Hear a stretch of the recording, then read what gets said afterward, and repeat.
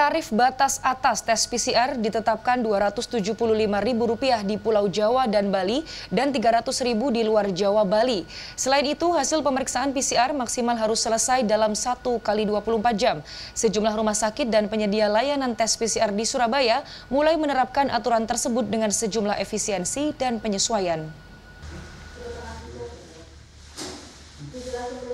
Sebelum tarif batas atas tes PCR ditentukan pemerintah, banyak rumah sakit dan penyedia layanan PCR memasang tarif tinggi untuk layanan cepat hasil PCR. Ada yang mematok harga jutaan rupiah untuk hasil kurang dari 24 jam. Kini, rumah sakit dan penyedia layanan tes PCR wajib mematuhi ketetapan pemerintah. Hasil PCR pun tidak boleh lebih dari 1 kali 24 jam. Sebagian besar rumah sakit dan penyedia layanan PCR tes di Surabaya tidak mempermasalahkan ketentuan tersebut. Namun mereka mengaku harus melakukan sejumlah penyesuaian untuk menekan biaya pengujian di laboratorium.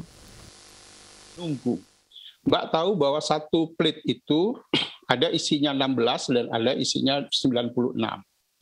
Nah, untuk efisiensi bahan-bahan itu kami menunggu sampel-sampel yang lain sampai maksimal sehingga kontrol positif, kontrol negatif, kemudian internal chain sama plate-nya itu bisa ditanggung lebih banyak, biaya lebih murah. Sebelum disesuaikan ini kami juga maksimal SIM D, Mbak. 1 kali 24 jam udah rilis.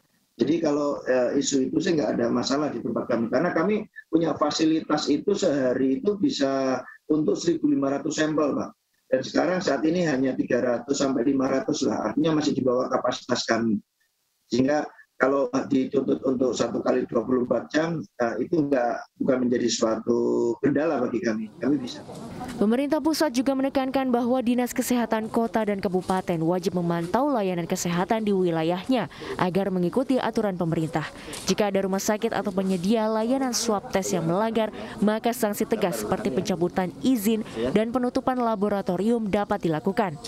Sementara itu, pemerintah Jawa Timur melalui Dinas Kesehatan akan terus melakukan pemantauan dan evaluasi agar tidak ada layanan kesehatan yang melanggar aturan pemerintah ini. Gia Clarissa, Surabaya, Jawa Timur.